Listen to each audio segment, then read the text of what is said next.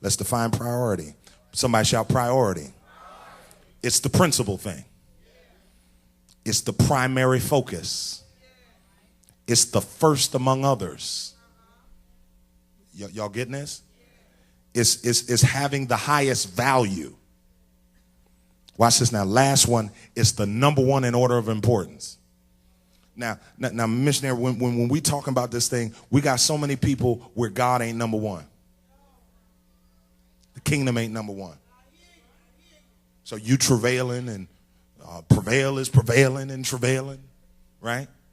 And you don't have, and now don't get me wrong, everybody's not assigned to be an intercessor. Everybody ain't called to that work.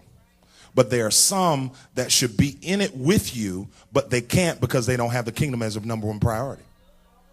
They know they got the gift. They know they're assigned to be there, but hey, I got other things to do. Now, I do believe there are other things besides church, but still, the kingdom ought to be what? My number one priority. Watch this now. Matthew 4:17, I'm going back to Jesus' first sermon, was about what? The kingdom, right? Luke 4:43, Jesus says, I must preach the kingdom of God to other cities, therefore I am sent. So here Jesus is continually what? Focusing on one word, and that word is what? Say it one more time. For authority.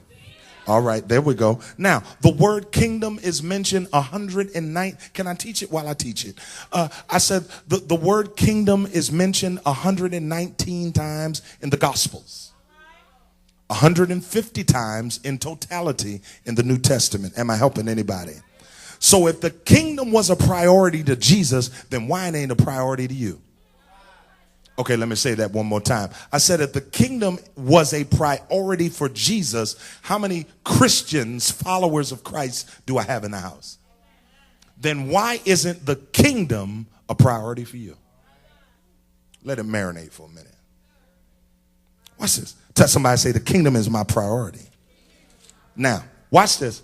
Whatever is priority in your life, that you will give time to.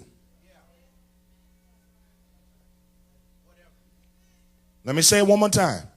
Whatever you give time to, that, or whatever is your priority, rather, that is what you're going to give time to.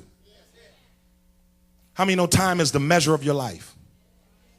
How many know time, in essence, is the currency of life? And how many know some of y'all done wasted your currency? Tell somebody and say, I got to stop wasting my currency.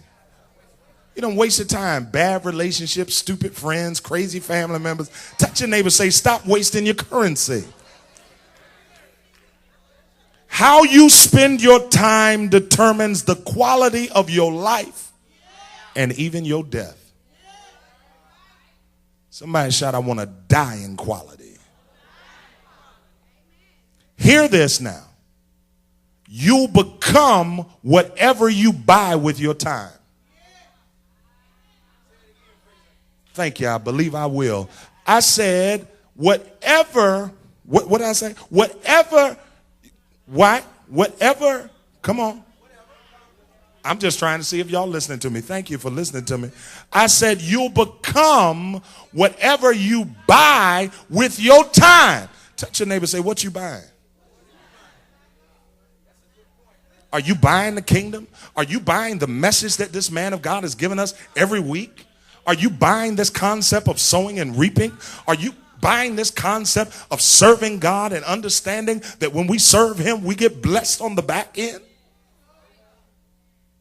Ask him again, what you buying?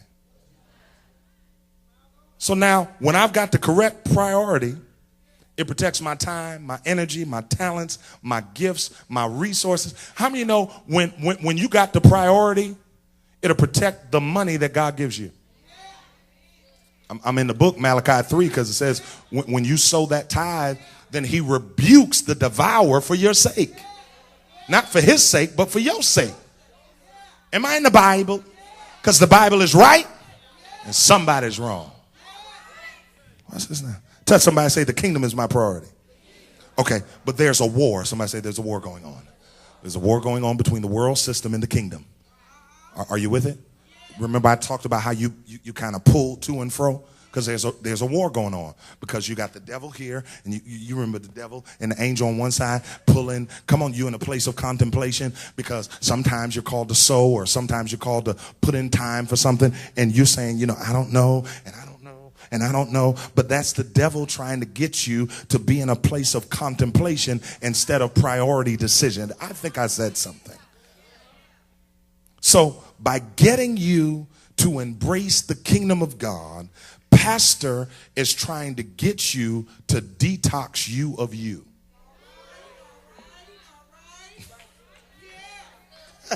Thank you, Pastor. I said, when he starts talking about this whole thing about the kingdom, and remember, we talk about the kingdom being God's system or way of doing things. We talk about the kingdom being a consciousness where I am no longer the priority. Pastor is talking about you detoxing you of you. Touch your neighbor, say, you need a detox. Now, let me help you with this. Abraham Maslow, come on, help me, psychology people. Maslow concluded that human behavior is driven by a hierarchy of needs. Can I teach it while I teach it? Number one, there's water. 2, food. 3, clothes. There we go again. 4, housing. 5, protection. 6, security. 7, self-preservation. Self. I ain't worried about your preservation. I'm worried about my preservation. I'll let you burn in the building, but I'm going to jump out. Somebody shout self-preservation. There's also number 8, self-actualization. But then 9, there's personal significance. See, that's what we got to kill in church, because everybody won't be personally significant.